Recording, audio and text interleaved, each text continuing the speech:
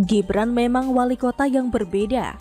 Keluhan jalanan rusak pun dibalasnya dengan asyik. Ditulis oleh Widodo SP dari siworld.com. Jalanan rusak memang seperti menjadi masalah klasik di berbagai daerah, termasuk di Surakarta yang sekarang dipimpin Gibran Rakabuming Raka sebagai wali kota. Namun, sulung dari Presiden Jokowi ini seperti tahu benar cara merespon keluhan warganya dengan asyik, tapi tetap berupaya secepatnya menyelesaikan masalah yang dikeluhkan warganya. Mau tahu cara asyik Gibran dalam merespon keluhan warganya? Semua bermula dari keluhan warga Surakarta yang menarik perhatian warganet di lini masa Twitter dengan nama akun @sing_gasing yang menulis begini.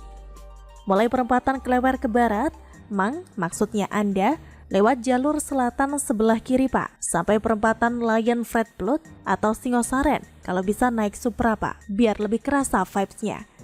Kalau pemimpin daerah lain mungkin hanya menganggap keluhan itu seperti angin lalu, tetapi tampaknya Gibran tidak begitu. Tidak lama, Gibran balas mencuit. Baik Mbak, akan saya coba lewat perempatan Lion Fred Blood dengan menggunakan Supra XV. Asyik banget kan cara jawab Gibran? Apakah sekedar pencitraan? Sepertinya kok tidak ya, karena tidak lama setelah cuitan itu beredar, ada balasan dari pihak terkait bahwa proses perbaikan jalan akan segera dilakukan. Ya semoga si Mbak yang tadi nge-tweet dengan istilah yang unik, Lion Fred Blood, juga akan mewartakan kepada warga Twitter ketika jalan yang dimaksud sudah diperbaiki oleh Pemkab Surakarta melalui bagian yang memang bertugas membereskan persoalan soal jalan yang rusak. Bicara soal pemimpin muda yang cepat merespon keluhan warganya, Gibran tampaknya cocok disebut menjadi salah satu yang cukup responsif dan berupaya mencari solusi dari setiap masalah yang terjadi di kotanya. Dan kalau pemimpin muda yang satu ini sudah niat beneran, pasti nggak ada takut-takutnya loh. Ingat kan kasus pemukulan warga Surakarta oleh oknum pas pampres belum lama ini?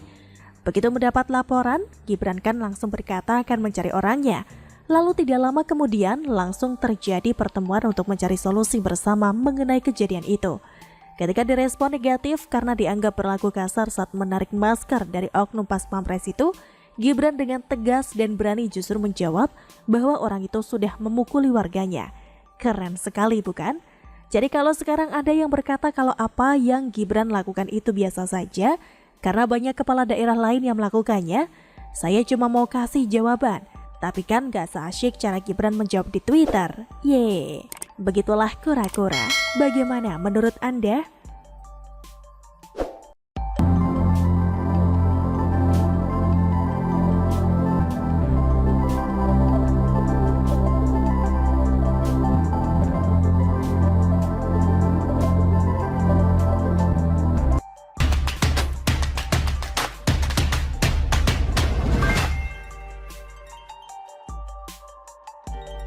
Kunjungan Jokowi ke Cina, Korsel, dan Jepang ternyata bawa pulang investasi 185 triliun rupiah.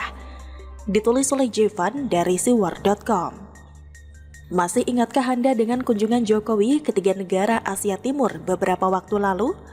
Bukan kaleng-kaleng, kunjungan tersebut ternyata menghasilkan sejumlah persetujuan yang mendatangkan investasi senilai 185 triliun rupiah. Bahkan jumlahnya berpotensi meningkat.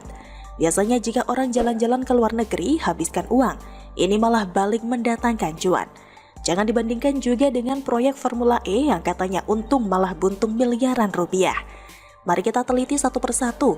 Misalnya dari kunjungan Jokowi ke Jepang, Jokowi berhasil membawa pulang dana investasi senilai 5,7 miliar dolar Amerika Serikat atau setara 85 triliun rupiah dari sejumlah perusahaan seperti Toyota, Sojitz, Mitsubishi, Denso, Impex, dan Sharp. Sedangkan kunjungan Jokowi ke Korsel menghasilkan dana investasi 6,72 miliar dolar Amerika Serikat atau setara 100,6 triliun rupiah dari 10 perusahaan ternama Korea Selatan. Bagaimana dengan kunjungan Jokowi ke Cina? Kunjungan itu menghasilkan sejumlah persetujuan yang walaupun tidak disebutkan berapa total nilai investasi dan perdagangan yang disepakati. Namun Cina menyampaikan komitmennya untuk meningkatkan impor 1 juta ton minyak sawit mentah dari Indonesia. Benar-benar luar biasa. Ini membuktikan bahwa Jokowi memang benar-benar adalah seorang entrepreneur atau pengusaha top, bukan sekedar politikus biasa. Mengapa kunjungan Jokowi bisa efektif?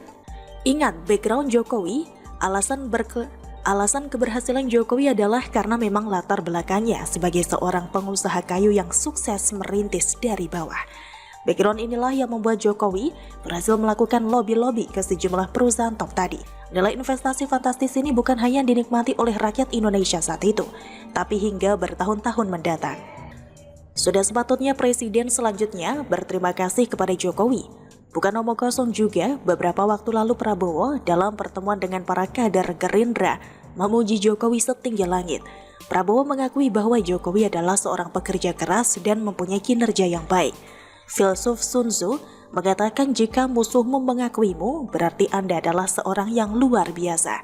Jika ada yang beralasan mengapa kok kunjungan Jokowi ke 3 negara top Asia Timur itu tidak bisa terasa hasilnya, ingat, Jokowi memimpin Indonesia di bawah tekanan krisis keuangan global yang dialami bukan hanya Indonesia, tapi seluruh dunia. Lihatlah resesi di negara kuat Amerika. Juga perhatikan bagaimana sejumlah negara pontang-panting, bahkan Sri Lanka sampai gulung tikar. Bahkan negara junjungan Kadrun, yaitu Turki yang dipimpin Erdogan, mengalami inflasi tertinggi dalam 20 tahun terakhir. Ingat juga perang Rusia-Ukraina yang menambah parah krisis global, membuat harga gandum meroket. Ingat bahan baku mie instan adalah gandum. Ingat bahan baku mie instan adalah gandum yang diolah menjadi tepung. Ingat juga wabah COVID-19 yang memukul perekonomian global termasuk Indonesia. Jangan lupakan juga Jokowi mewarisi bobroknya manajemen keuangan dari 10 tahun era SBY. Sudah sepantasnya yang mengatakan saya prihatin adalah Jokowi. Bayangkan, ribuan triliun utang luar negeri dari pemerintahan sebelumnya menjadi beban pemerintah Jokowi, sehingga harus terpaksa memutar otak dengan mencari pinjaman agar ekonomi terus berjalan. Sialnya cara ini malah disalahartikan oleh pihak lawan Jokowi untuk menyerang Jokowi pada periode pertamanya dan digunakan sebagai senjata pada pemilu 2019. Untuk menjelaskan bagi yang tidak paham mengapa perlu berutang agar roda perekonomian tetap terjaga, silahkan belajar ilmu ekonomi dulu. Nanti kepanjangan bahasnya, toh waktu membuktikan. Akhirnya narasi itu terbukti salah dengan dibayarkannya sejumlah utang pada periode kedua Jokowi beberapa waktu lalu. Kembali ke topik awal, apakah memang kesuksesan Jokowi memang tidak